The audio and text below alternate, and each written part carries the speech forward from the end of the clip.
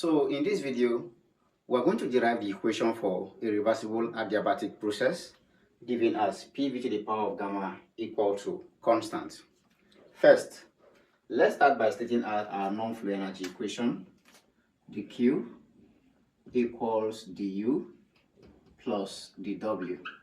Now, we know that for an adiabatic process, there is no heat transferred. So heat, the Q, is equal to 0 for an adiabatic process. So this simply implies that that equation becomes du plus dW to be equal to 0. Let's call this equation 1.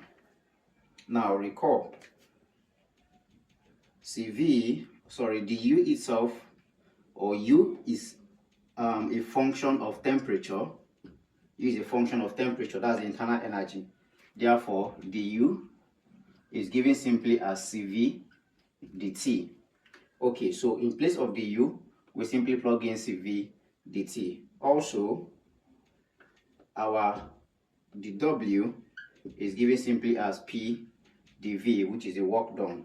So this simply implies that the equation 1 becomes, in place of du, we have Cv dt plus, in place of dW, we have P dV, and this is equal to 0. So we call this equation 2. Now, recall from equation of state. From equation of state, you have PV to be equal to RT. So therefore, if I differentiate PV, the PV is simply going to be what? The RT. We have this. So let's differentiate PV. Now, this is a product of two functions. So if you're differentiating, you're going to have P dV plus V dP. So keep P, differentiate V, plus keep V, differentiate P. And this is going to be equal to, the same thing goes for the right hand side.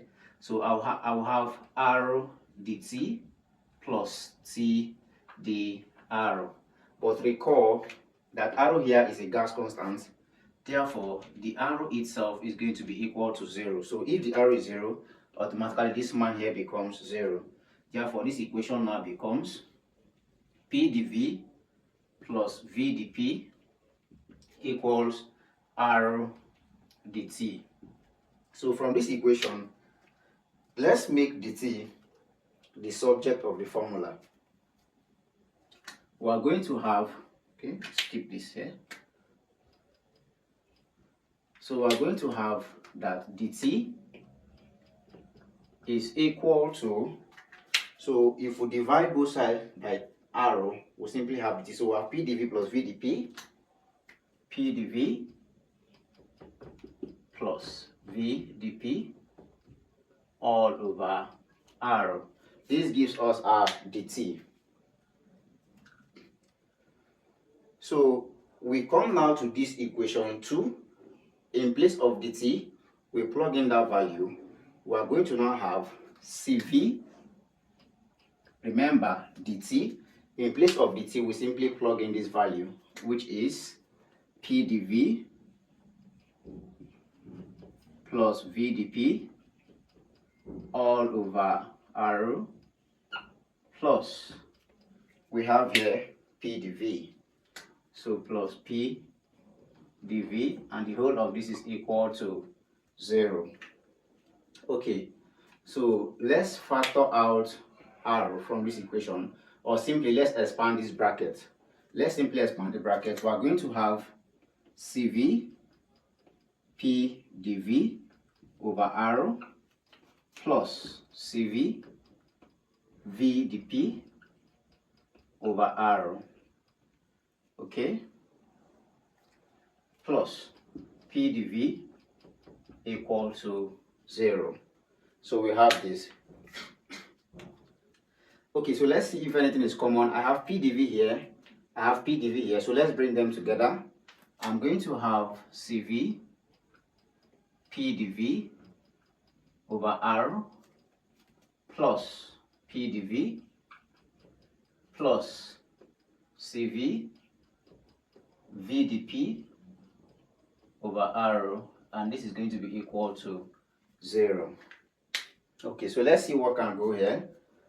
P dV is common. P dV is common here. So let's factor P dV. We are going to have P dV multiplying now by CV over R plus 1 plus, this is now CV V dP over R, and this is equal to 0. So if we rearrange this bracket, we are going to have P dV into, this is now going to be CV, simply cross multiply R times 1 here gives us plus R all over R, plus I have CV VdP over R to be equal to 0. So let's make some space here. So from here, let's pull out 1 over R. We are going to have this is P dV. We are going to have P dV over R multiplying CV plus R plus, I have here CV VdP over R. CV VdP over R to be equal to 0. Now recall, please keep this in mind. CV, the sum CV plus R is given simply as Cp, which represents the specific heat at constant pressure. Cv represents specific heat at constant volume. So this sum is simply given as Cp. So in place of Cv plus R, I'm going to have P dV over R multiplied by Cp plus Cv VdP over R to be equal to 0. Now let's multiply all through. Multiply by R. Let's multiply across by R. So I'll pull the Cp back. I have Cp multiplied by pressure dV over R times R plus Cv VdP over R times R, obviously equal to 0. So from here, R cancels R, R cancels R. I simply have Cp times P dV plus, I have Cv times V dP to be equal to 0. So from here, divide both sides by, let's divide both sides. Divide all through by Cv multiplied by P, right? Cv times P.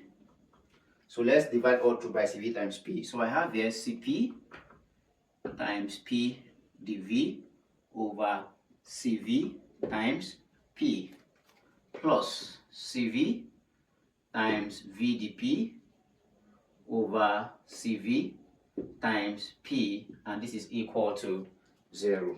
So observe that from here, I'm going to have P cancels P here, and over here I'm going to have Cv cancels Cv here.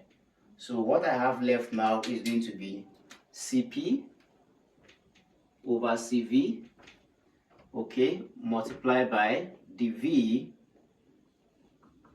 okay, multiplied by dV plus, here Cv is off, so I have V dP over P to be equal to 0. So one more thing, at this point let's divide by V. At this point let's divide by V. So I'm going to be making the space here. So if we divide through by V, I'm going to have Cp over Cv multiplied by dP, dV over V, right? Yep. Okay, so plus V dP over P multiplied by V equal to 0. So V cancels V. Now I have Cp over Cv, okay, multiplies dV over V plus, over here V is off there, so I have dP over P equal to 0. So please keep in mind Note, this ratio of specific heat, Cp over Cv, is called isentropic index of compression or expansion, denoted by gamma. So this ratio is denoted by gamma. Now this simply implies that this equation now becomes, in place of this, I simply have gamma multiplies dV over V plus dP over P equals 0. Now, in order to eliminate these derivatives, we simply integrate both sides of the equation. So integrating, we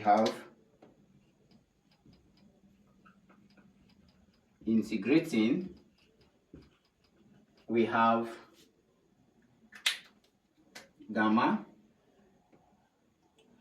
integral dV over V plus integral dP over P equal to the integral of 0 gives us a constant k, because 0 is a constant, so the integral of the constant gives us a constant.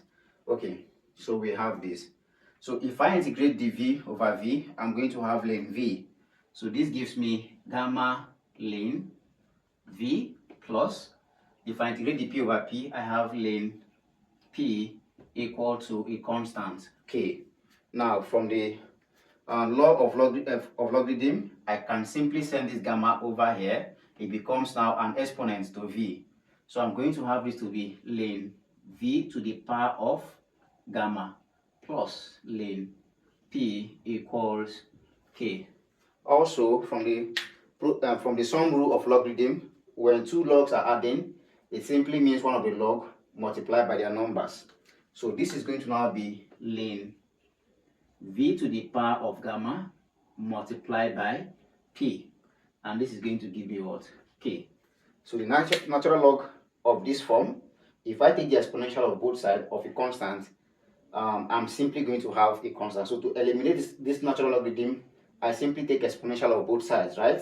That eliminates this. So the exponential of a constant still gives me a constant. In that case, I'm going to have my final answer to be equal to V